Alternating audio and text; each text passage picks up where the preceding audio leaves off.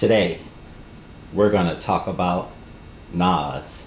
I rule the world. Imagine that. I mean, NAS.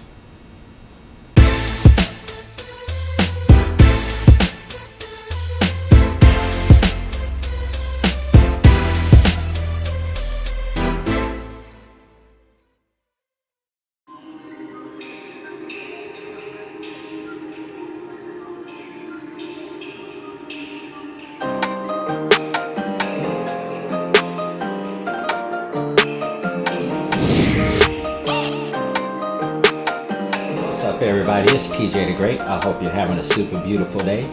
Today, we're going to be talking about the Zyxel NAS540 NAS. It has a 1.2 gigahertz dual core processor and 1 gigabyte of RAM. Now, I know what you're thinking. Weak sauce. Yeah. Well, it still does a good job, at least for me, for the short period of time that I've been using it. I've only had this guy for about 1 week and I'm loving everything about it. One cool thing about this thing is that it comes with 4 bays, and not only that, it comes at a really affordable price. Now, I got lucky.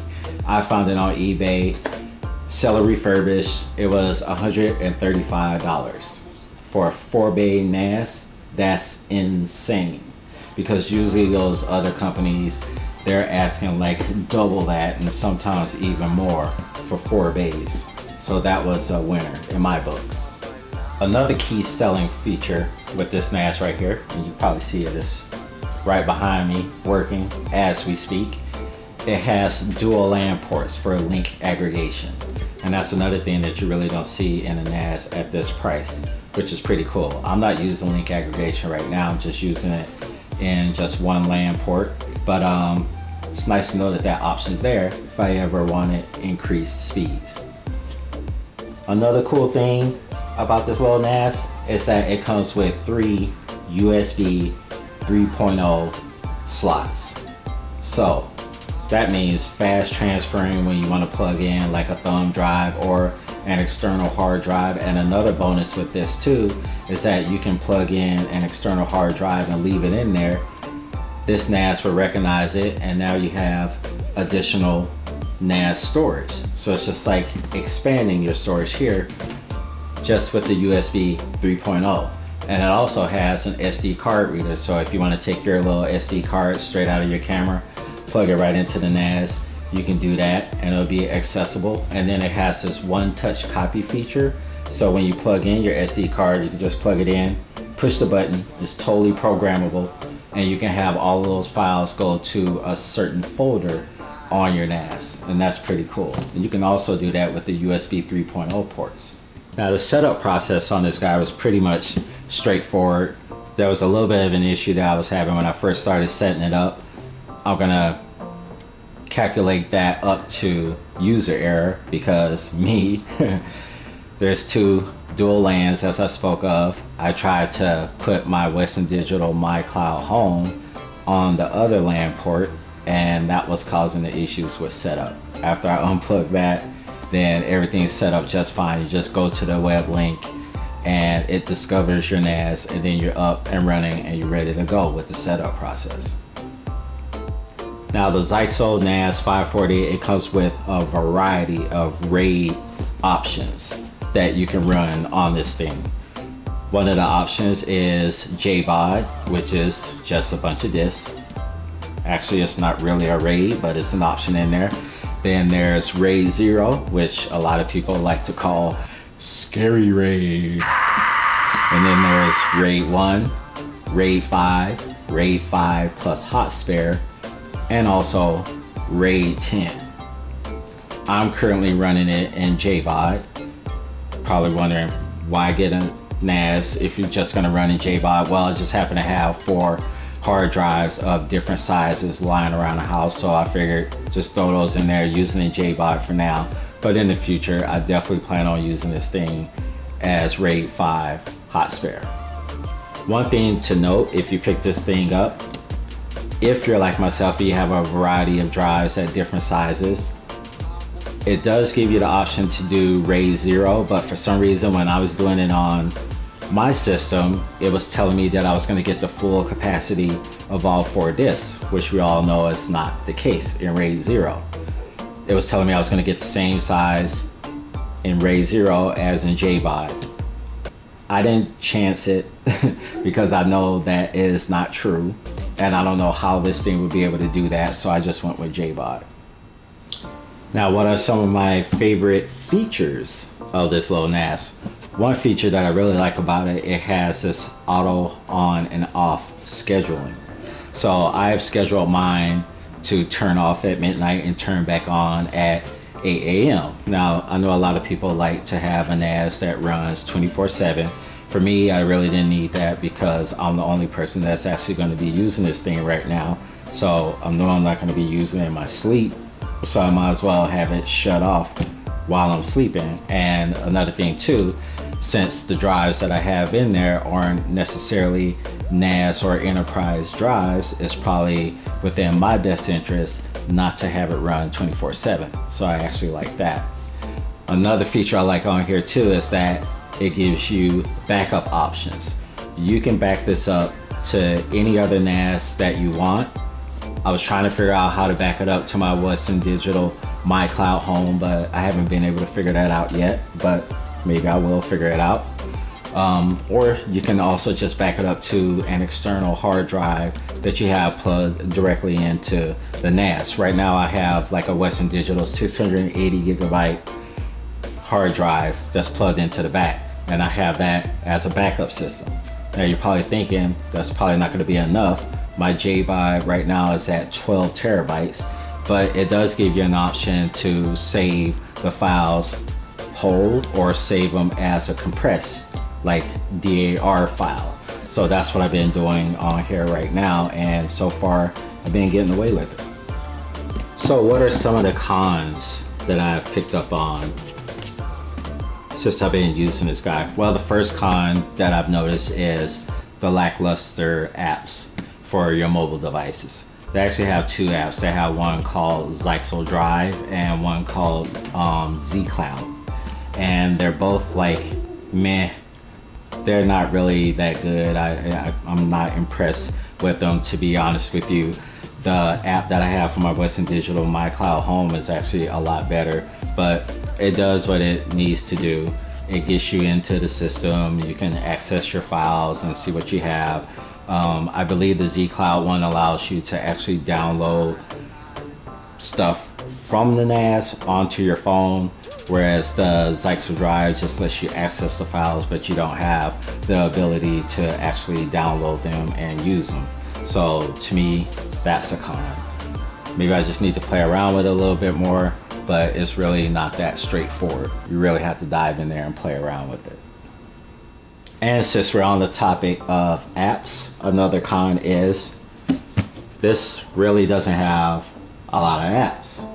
I noticed that there are a lot of like NAS drives out there that give you like access to like a lot of cool apps, you know, like Synology, or even if you want to go the route of building your own NAS and using something like FreeNAS, there's like a slew of apps that you can use.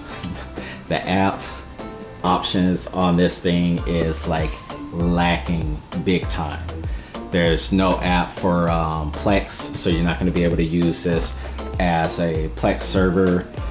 It does give you access to some of those cloud-based storage options that you might have out there. You can connect this to Dropbox as well as Google Drive. I have Google Drive, but I barely use it. My main one that I use is Microsoft OneDrive, and it has no support for that, so that's pretty much a downer. I'm not liking that at all. Although it does lack Plex support, they do have something on here called Twonky Media Server, which I think works hand in hand with DLNA. So it's kind of like their answer to not having Plex. Okay, so what is my conclusion on the Zyxel NAS540 NAS? Oh, that makes me laugh every time I say it. Well, my conclusion is, I mean, looking at the user interface, it is pretty much simple, straightforward, easy to use. If you're a NAS noob, kind of like myself, there's definitely going to be a learning curve. I know I have a lot to learn about how to properly use all of the features that come with this guy. So, I don't know. That kind of stuff excites me. So like, I'm kind of excited to dive in there and figure out everything that it does and making it work the best for me. For the price, you definitely can't beat it. Like I said, I paid $135 for it, sell it refurbished on eBay. But if you go over to Amazon.com, and I'll leave a link in the description down below if you want to go there and check it out. They're pricing it right now at the time that I'm making this video, $229, which is still a steal for a 4-bay NAS. The capacity of this thing, it can hold like 10 terabytes per drive.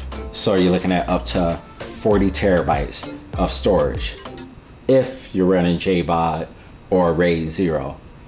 If you start getting into, you know, like your RAID 5s, RAID 10s, then of course, you know, that's gonna deplete a little bit because of your redundancy.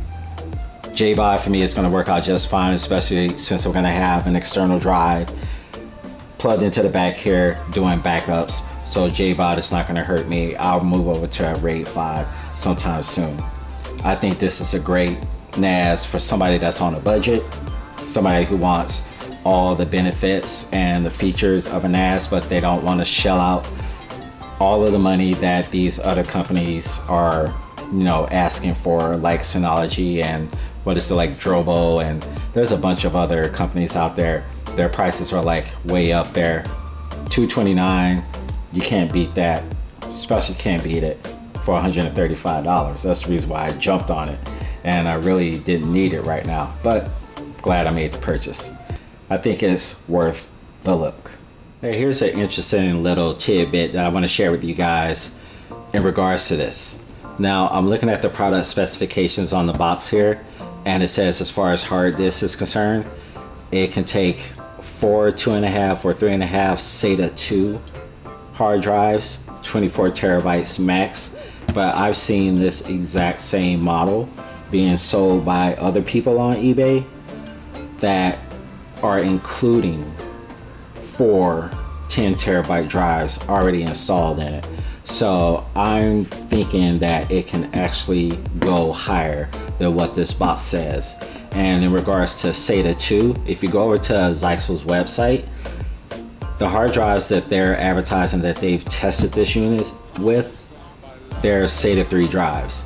And I haven't really noticed like a lack of speed. I think the speeds that you're supposed to get is like anywhere between like 120 read and about 70, 80 write, but that's in a RAID formation. These are the speeds that I was getting in JBOD. As you can see, of course, it's not anywhere close to that, but this thing is still pretty fast, even running in JBOD. It's way faster than my Western Digital My Cloud Home. Hey, if you like this video, do me a favor, give it a big old thumbs up. Don't forget to subscribe, and when you do, press that little button, that bell, for notifications so you'll be notified every time I upload new videos. And, you know, full disclaimer, this video is not sponsored in any way, shape, or form. I bought this for my own use. And another disclaimer, I am a total NAS noob. I'm still learning my ropes, you know, around this thing and learning how to use it. I have the Western Digital My Cloud Home, as I mentioned, and prior to that I had Seagate cloud drives. So that's like the extent of my knowledge. So if you have anything that you want to share with me, cool stuff that I can do with this NAS, leave a comment in the comment section down below and let me know what types of things that you're doing with your NAS that I could be doing with mine to get a little bit more out of it, because I'll be definitely willing to hear that. And if you have any questions about this particular model, just hit me up in the comments too. I'll be more than happy to answer any questions that I can, and I'm usually pretty quick about doing so. And until I see you in the next video, who knows what it'll be. This is PJ the Great saying Audi 5000G.